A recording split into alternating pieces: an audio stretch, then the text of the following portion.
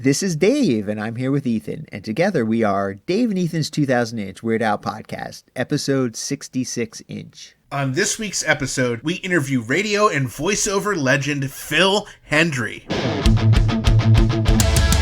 It's Dave and Ethan's 2000-inch Weird Al podcast. It's a podcast about Weird Al. It's Dave and Ethan's 2000-inch Weird Al podcast. Seriously, the whole podcast is about Weird Al. Dave and Ethan's 2000-inch Weird Al podcast. You don't have to listen, but we're glad you are. Dave and Ethan's 2000-inch Weird Al podcast. I am so excited that we get to talk to radio legend Phil Hendry this week. Yes, not only has he hosted his own syndicated radio show for over 30 years, he also has a couple surprising connections to Al. Yes, if you Google Phil Hendry and Weird Al, the only thing that comes up in your Google search results is a link to an old Ask Al column on the official Weird Al website. In that column, someone asked Al if Phil Hendry did the narration for the UHF trailer, and Al says not only did Phil Hendry do the narration on the UHF trailer, but he also worked with him at Westwood One back in the early 1980s. Yes, and as it turns out, that's not all. Our friend UH Jeff tipped us off that a Phil Hendry, Hendry, not DRIE, as we have on this episode, was listed on a This Is the Life music video call sheet. So we weren't sure if that was the Phil Hendry or someone with a very similar name, so we got to the bottom of it. The only way to find out is to actually ask Phil Hendry if he indeed was in This Is the Life music video, and we'll find out the answer to that question later on in our interview. But before that, we should check the 347 Spatula hotline. This week, the 347 Spatula Hotline, the official hotline of Dave and Ethan's 2000-inch Weird Al podcast, is brought to you in part by father and son, Weird Al fans, Angel Valenzuela, and David Cash. All right, Ethan, let's check out what is on our hotline this week. Hi, Dave and Ethan. It's Trevor, the real-life librarian here. Yes, it is a real job. And, yeah, I did go to school for it. Okay, anyway, today someone asked me, can you tell me where I can find a book on astronomy? And I politely replied, don't you know the Dewey Decimal System? Then I explained, the Dewey Decimal System is broken into 10 subdivisions going from 000 to 900, each grouping indicating its own broad subject area. Since astronomy is a science, we want to look in the 500s where the sciences live, and, more specifically, look for the number 520, which is where you'll find all the books on astronomy. Now you know some Dewey Decimal System. Oh, and a little Dewey Decimal trivia for you. Dewey number 27 is the section where one can find books about libraries, history of libraries, and library science, with which I am blinding you with right now. Cool, no? Thanks, guys. Talk to you later. Wow, I had no idea the Dewey Decimal System was a real thing and not just a joke Weird Al made up for UHF. The last time I went into this much detail about the Dewey Decimal System was back in grade school in my grade school library. I remember we had to file books away by the Dewey Decimal System and look them up. We had to go through card catalogs. Oh, everything is online now. It's so much easier. Yeah, I believe in elementary school, we had 1 year of, like, they started to teach us, I think I was in kindergarten or first grade, teach us about the Dewey Decimal System, and then literally the next year they got a completely computerized system, and I never heard of it, thought about it, except for when watching UHF ever again. So I love that Trevor has all that knowledge. Thank you so much for being a great supporter, great listener, Trevor, and for giving us all that amazing knowledge. Who would have thought books about libraries would be number 27? And I'm so happy I finally get to know where I can find all the books about astronomy. Without getting manhandled. Thanks again to Angel Valenzuela and David Cash for sponsoring the 347 Spatula Hotline, the official hotline of Dave and Ethan's 2000-inch Weird Al podcast. Now that we got our 347 Spatula Hotline messages out of the way, what is on tap for Weird Al news this week? Well, the first thing is kind of Weird Al related. It is me on a different podcast. What? You're cheating on me? Sorry, Dave. I'm cheating on you with Evan Wexell's Awkward with Evan podcast.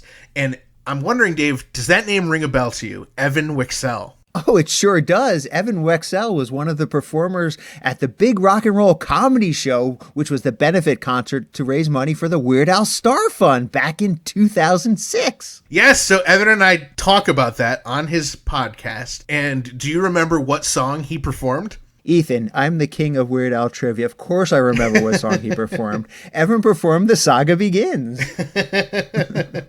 That's so great. So I've known Evan for many years, dating back to when I did my radio show, and I actually performed with him on a comedy show. He does really great comedy music. The whole premise of his podcast is that he interviews people on his Facebook friends list. So we have been Facebook friends for like 10 years, so it was about time. So we got to chat about that. And something really crazy he told me is that he is friends with a comedy group who go by the name Dave and Ethan. You mean there's other Dave and Ethans out there? Surprisingly, yes. And I need to get onto Evan's Facebook friend list so I can be on his podcast. You should. It was a lot of fun. Now, I don't know when it's dropping. I think it's going to drop sometime this week or next week. Be sure to check out at Awkward with Evan on Twitter, Facebook, and Instagram, or awkwardwithevan.com. Go on and subscribe, and you got to check out my episode. We talk a lot about Weird Al. We talk about comedy. It's a lot of fun. I think you're going to love it, Dave. Yeah, I'm definitely looking forward to hearing that. I have not talked to Evan in a while, and I definitely want to hear what he's up to. And I want to hear what you're up to as well. Well, I talk about this podcast that I'm doing. I don't know if you would care about that, though. No, I already listened to too many podcasts. I don't need another one in my library. Yeah, I mean, it's this podcast about Weird Al, and I got this guy I do it with. It's not important. Ah, but is that podcast that you do with that other Weird Al fan pretty stinking majestic? It is. All right, then I'm definitely going to listen to that one as well.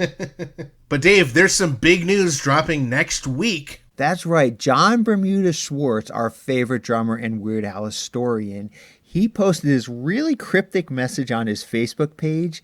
All it said was big news on August 10th. Now, August 10th is this coming Monday, but we have as our guest next week John Bermuda Schwartz, and we're going to ask him all about that big news, and we're going to talk all about his brand new book of black and white photos. It is going to be a great episode. You do not want to miss next week's episode 67-inch, for all of the exciting and exclusive information. Another thing you do not want to miss is you do not want to miss our interview with Phil Hendry. We already teased it a little bit earlier in the episode, but now it's finally time to find out all of Phil Hendry's connections to Weird Al. Dave and I are thrilled to have our next guest with us. You may have heard him on Rick and Morty, King of the Hill, Drunk History, F is for Family, Futurama, or maybe over 30 years of his show, The Phil Hendrie Show. Please welcome Phil Hendry. How's it going, Phil? Great, man. Thank you for having me on. Appreciate it. Yeah, we were so excited when we realized you had a history with Al. Yeah, and depending upon what you mean by history, it's it's a great one. It's a great one. It's a great one. It's very proud of Al what he's achieved and the money he's made and where he lives now, which is most of the time in Finland. He's not even here anymore. He doesn't care. No, I'm really proud of Al, and I've known him for a long time. I've known him professionally for a long time. Right. I hope you can clarify some things. We have a couple rumors here that we'd love to hear about, but I guess the first one is our understanding is that you worked with Al at Westwood One in the early 80s. Yes, I did. I worked with Al. I was a producer of short. Westwood One is a syndicator of various programs for radio, short form, long form, all kinds of music shows, sort of informational shows, etc. I was a producer and a writer and a voice talent, and Al worked in the mailroom. And Yes. Al, I think he was fresh from San Luis Obispo, where he went to college. But when I met him, I think, he was just down from college, San Luis Obispo. I know he'd already recorded Another One Rides the Bus, which I think he recorded up there, and then. Yeah, man, I met him. I met Bermuda Schwartz at Westwood One too. Oh, cool. Yeah, and Jay Levy, they're his first manager. I don't know if Jay's still with him or not, but Yeah, he is. He is. Yeah, Jay. That's where I met Jay. All those guys. So Al was in the mailroom. What were Jay and Bermuda doing? Well, Al's relationship with me was funny because he would literally, as the young guy working in the mailroom, he'd cruise by the producers' desks and ask, "You guys want anything for lunch? I'm running for lunch." And most of the time, I'm not sure I asked him to get me anything, but we developed this kind of we'd throw lines at each other, which is sometimes what writers do or comics do. And at the time, I was fascinated with the idea of I would select a name, a food, and a place, and I would create restaurant names. So, for instance, I'd say Chiop's Chili Lounge or Mother Serena's Booze Mountain. You know, the whole thing developed. It all developed because I thought Burger King was such a grandiose name. You know, I thought, you know, like Lou's Burger Palace, something like that. So Al got fascinated with that, and he started throwing this stuff back at me. He'd come up to the desk and go, Phil, you know, like I don't know, Creepy Nancy's hot dog accident. And then he'd split and go and get food. So and we would do that. We'd toss lines, and then finally, when his first album came out, I believe it was his first album. There's a song on there called "Nature Trail to Hell." Do you know that tune? Yeah. His second album. Al says that one was inspired by our conversations of restaurants with benign food titles, but weird, strange play, like you know, Ethel's Taco Porch, you know, and so Nature Trail to Hell obviously was the final extension, I think, of that. Yeah. Wow. Trippy. Yeah. How long were you and Al together at Westwood One? Well, I mean, I was there as a writer. I was there for a long time, man. I was there from 82 till about 89, 90 when I split and went out and did my talk show, or my satire of a talk show. And I think Al by 85 was really getting by 85, 86, Al had not only gotten a whole lot of traction, I think he did his movie. When did his movie come out, man? Like 87, something like that? UHF? UHF came out in 1989. 89. So I think it was before that when he really started, he got an album deal. I think he got an actual real life recording deal. And by 85, 86, 87, I think he was really rocking and rolling. I think he was doing concerts, and I think he'd left the mailroom by the middle of, he literally, man, Al literally went from the mailroom to like the concert stage. It's like awesome story there. So. Did you guys hang out at all outside of work, or was it just, you know, that? Yeah, one time, Al and I thought of writing and recording something together. Al had a little 4-track recording machine, and it was really cool. I don't think I've ever seen one since. It was a 4-track. It was a portable 4-track board with a cassette tape built in, so you could actually do 4-track mixing on this thing. And he came over to my house. I had an apartment in Sierra Madre, which, if you're familiar with LA, is way the hell. It's 14 miles to the north and the west of downtown Los Angeles. And I think Al lived way on the other side, like Venice Beach, because I grew up in the San Gabriel Valley. So this poor guy, Al, he schleps all the way to my place. And we had a concept, man, but I can't even tell you what it was. I don't remember. Al probably will, of a kind of a comedy series or a bit or an idea for a character that we played with that night. Recording this thing, but it got like, I think it was too unfocused, and Al is a writer and a creator, and I am too, and sometimes you get like too many strange people in the room, and the whole thing just gets too weird, you know. And I think maybe that's what happened, you know. And plus, Al is very specific. He knew what he wanted to do. I think he was doing stuff for K-Rock, which was a local station here in LA.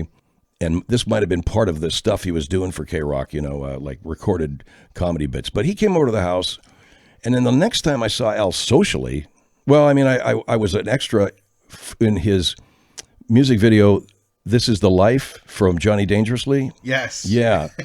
And that was a trippy day. Just watching, that was my first experience ever on an actual set of any kind, you know, and that was cool. And Dr. Demento was there. I used to be Dr. Demento's engineer too, so I kind of worked in those circles for a while. But then the next time I saw Al on a social thing was at Trey Parker's wedding reception, which was like 14, 15 years ago.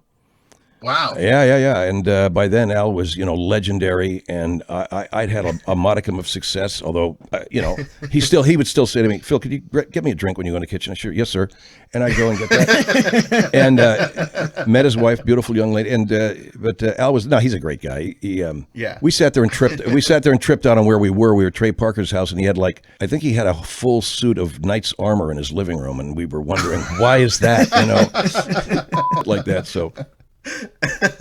Great guy, That's great amazing. guy, great guy. Always a great guy. Has never been never acted like a star or anything, and was always just a good man. You know,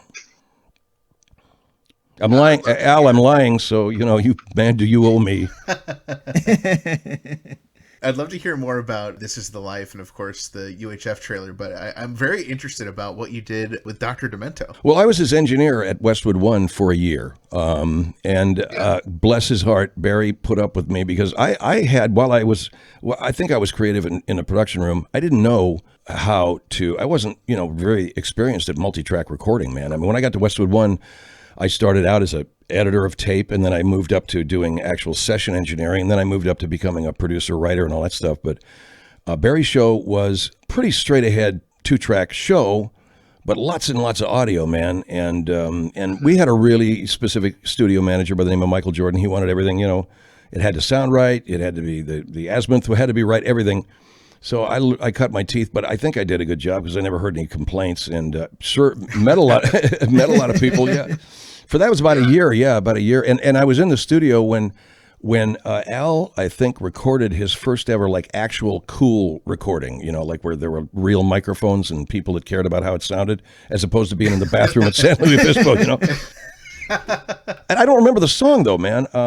That wasn't Another One Rides the Bus? No, it was one. I don't remember the tune, man, but we recorded it there at Westwood One on a Saturday, and Al had all of his stuff crammed into the main control room. Oh no, he was in the booth, and we were all standing there in the control room watching this happen. Wow. You're gonna have to ask him, man. I don't remember the tune. I remember watching him standing there singing it, man. But I can't remember what the song was. We'll have to do some research on that. Yeah. But it was about the time that I was engineering Dr. Demento's show. Maybe I was the engineer on that thing. Maybe that's why I don't remember it, because it was like a disaster or something. But I don't think so. I don't think I was. I think it was Mike Jordan who was engineering it. And what's the time frame on that one again? That would have been around 81, 82, 82, maybe 83. Because I started out at Westwood One kind of schlubbing around there myself.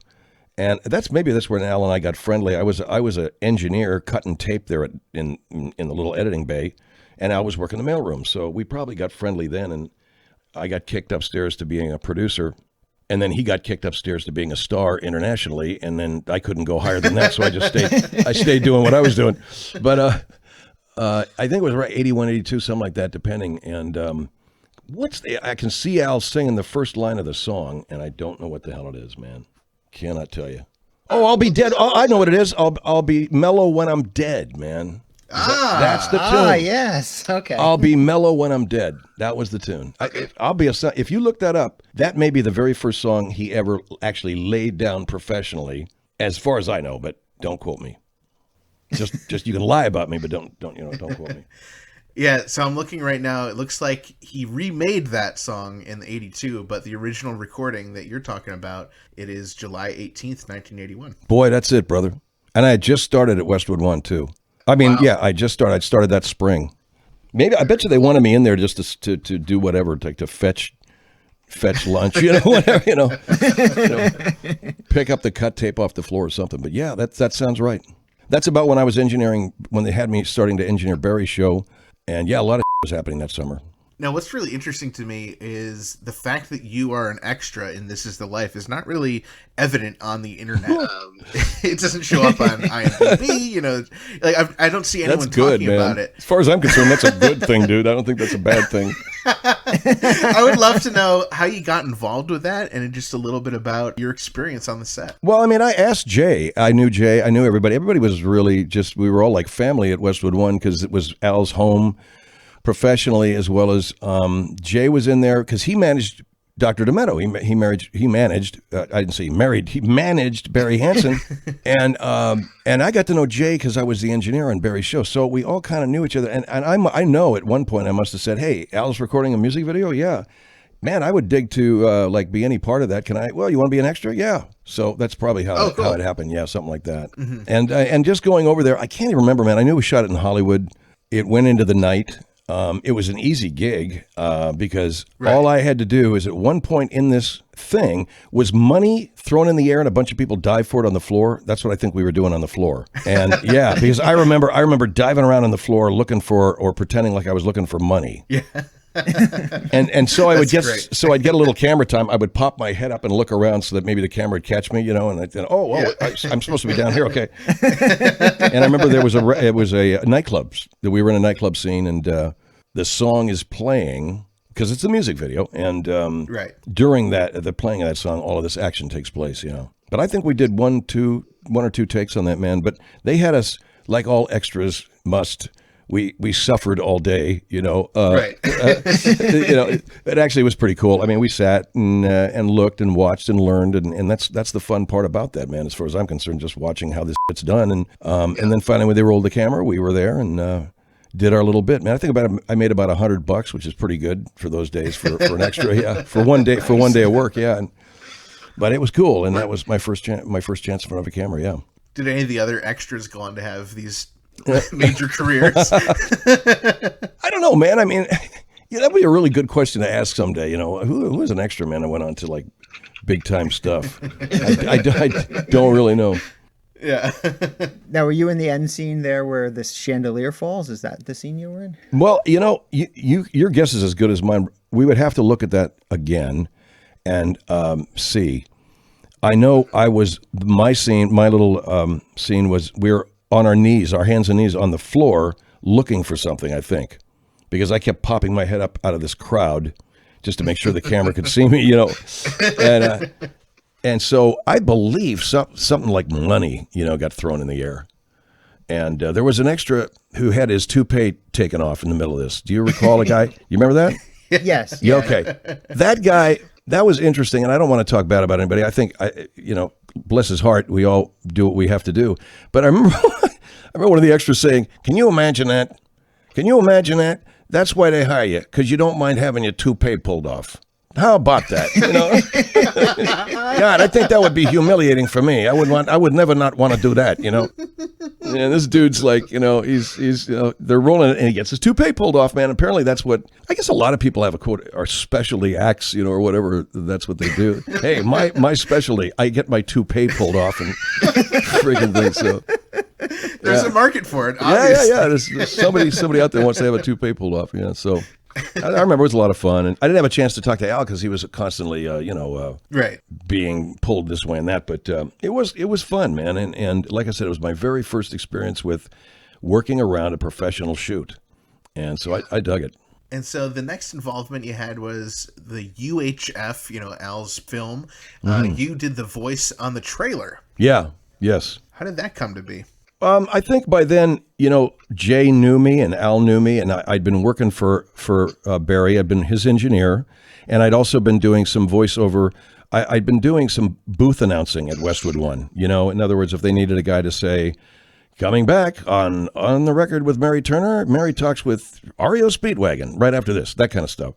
So I did a lot of that, and I was engineering, like I say, and I was just doing everything that I could, man. I was trying to earn a living. And I think Jay and Barry knew me, and Al did enough that they knew I was kind of a weird guy, and I kind of got what they did. So they would say to me, and I would say Jay and Al were the guys who would say, "Hey, Phil, do you want to voice this?" Or, "Phil, we need a voice on the trailer. You want to do that?" I go, "Yeah, hell yeah, man. Anything that was high profile, man, I would try to dive myself into." So yeah, that's how I did that, Do you have any memory of the session, or did they send you a script? Were you improvising at all? No improvisation. Then it was done at Westwood One. It was done in that massive booth they had for all the shows, and that's where they recorded everything. And it was probably produced by Jay Levy, who gave me some pointers on how to read it, what the tone was, what are we talking about here, Phil, you're like the dude who does there's that movie trailer voice that we all know, the guy who does that whole, in a world gone mad, that kind of shit. And they probably at some point wanted me to do something like that. So I approximated that. I do recall it being rather satirical or tongue in cheek, and to that point. And then I remember the movie. I went to watch the movie with my girlfriend. I thought it was funny as hell. So typically Al, because it was a marvelous satire. And the guys that were in it, like the cat that played Michael Richards was in that, man. And was that after Fridays? Yes, it was. It was the 80s, so it would have been after Fridays. Yeah, right after Fridays, right before Seinfeld. Yeah. Yeah, man. And he was in that, man. There were a lot. I can't remember, but there was some funny ass stuff in there, man. And the whole fire hose thing, I was trying to think, did that predate Monty Python's vomit fire hose, or was that after or before? I don't know, but it had great satire, and I think it's one of the reasons why Al and I hit it off, at least, during those days when he was running for lunch, because we both I appreciated his view of the world. It was absolutely hysterical and like I felt on target. Yeah. Yeah. Now, were there any other projects you did with Al? Any other extra work or announcing work? Just I served drinks at his pool parties, and right. Yeah, and I would bring his car around.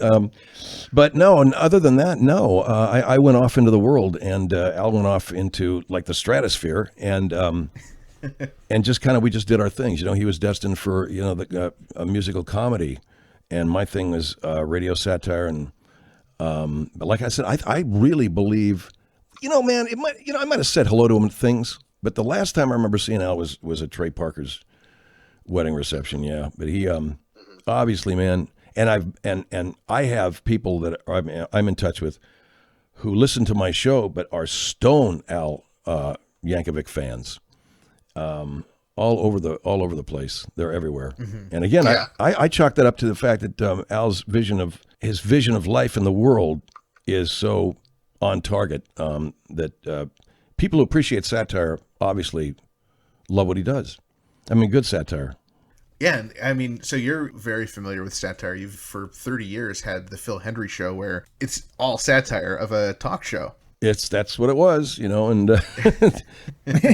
anything. I think anything that deconstructs media is first and foremost really fun, because I used to do character voices that got people believed were real and would call the show to talk to them, and I think Al in his way deconstructed reality and media, and just the way he the song parodies themselves were a way of saying this is bullshit. This what you thought this song was about is not what it's about. Right. So and that's honesty, and that's the best of that's humor with a point of view. That's satire. Thank you. I'm Phil Hendry. Good night. Thanks for listening. I was going to ask you about, I was doing some research, and since you mentioned you were on the Dr. Demento show, there is a song that is credited to you called Travelin' Pope. What can you tell us about Travelin' Pope? Oh, man, I don't know. Credited to me?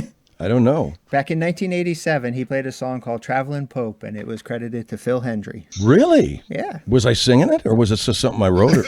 I haven't heard it, so I don't know why you got credited or how you're involved. I think I came to Barry with, on the Dr. Demento show, I came to Barry a couple of times with songs, and we did a song on my morning show. I did a disc jockey morning show at one time, which was not particularly remarkable, but we did create a couple of things on it, and one of them was a satire of Werewolves of London, but I don't know what the hell I called that. I think it was Pit Bulls of Canoga Park or some shit, because at that time there were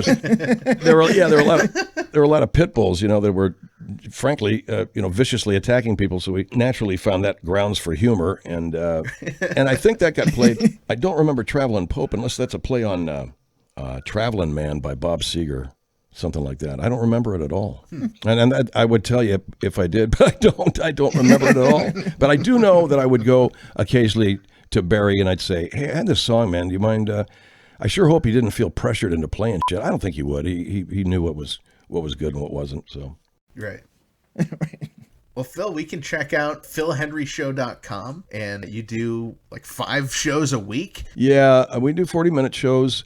And it's really just a kind of a presentation, a satirical presentation of a radio / some sort of a media presentation.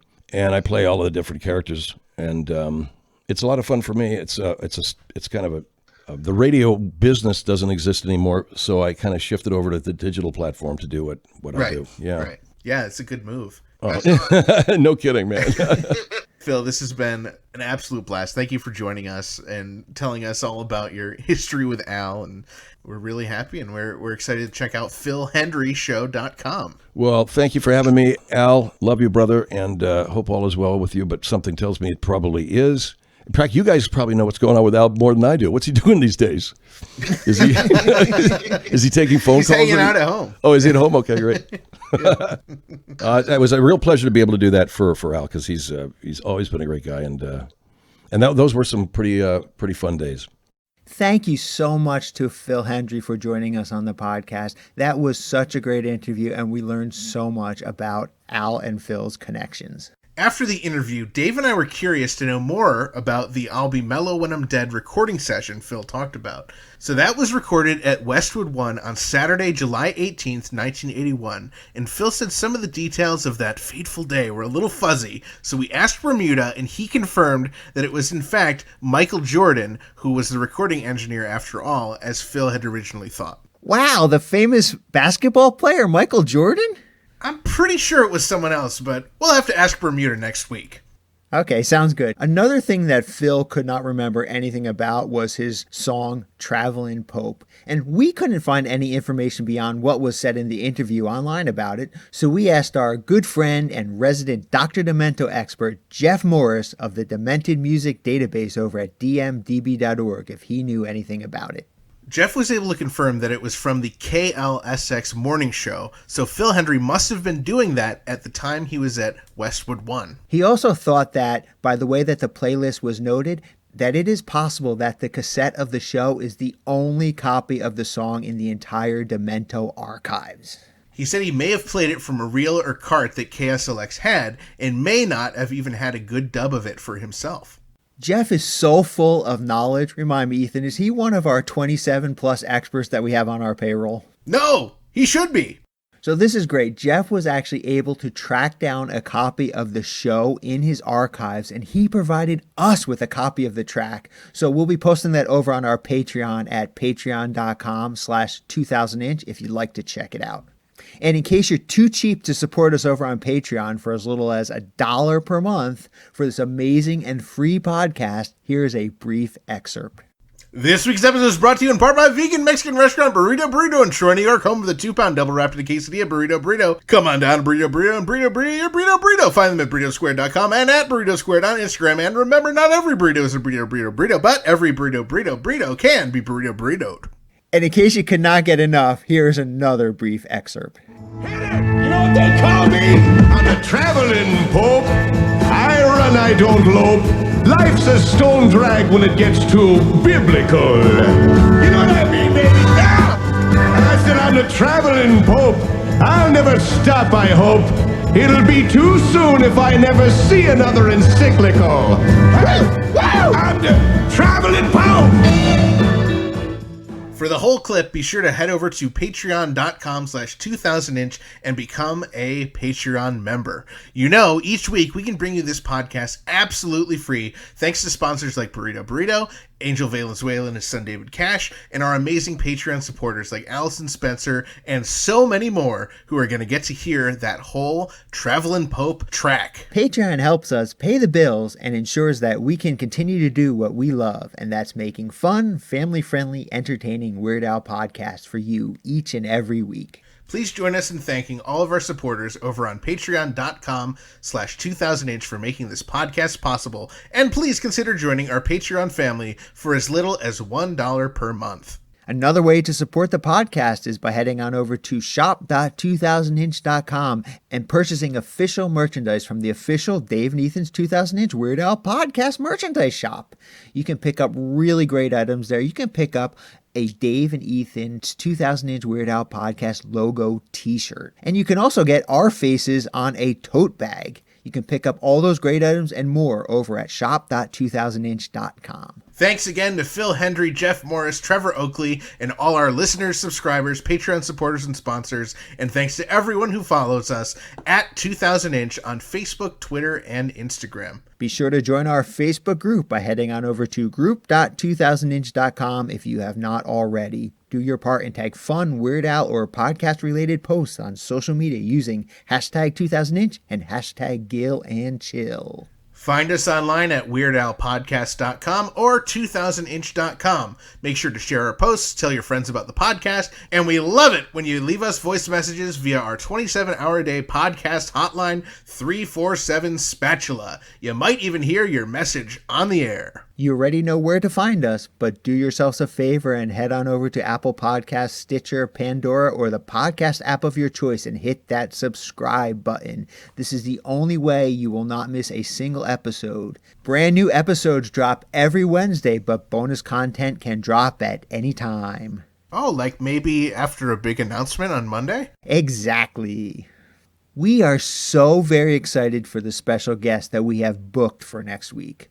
We welcome back the great John Bermuda Schwartz for another page-turning episode of the podcast. We will have a bookload of questions for Bermuda regarding the mysterious cover story news that drops on Monday.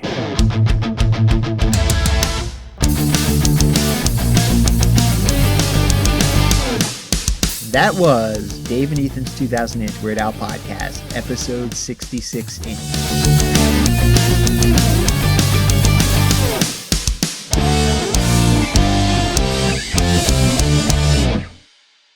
Cheops Chili Lounge, Mother Serena's Booze Mountain, Lou's Burger Palace, Creepy Nancy's Hot Dog Accident, Ethel's Taco Porch,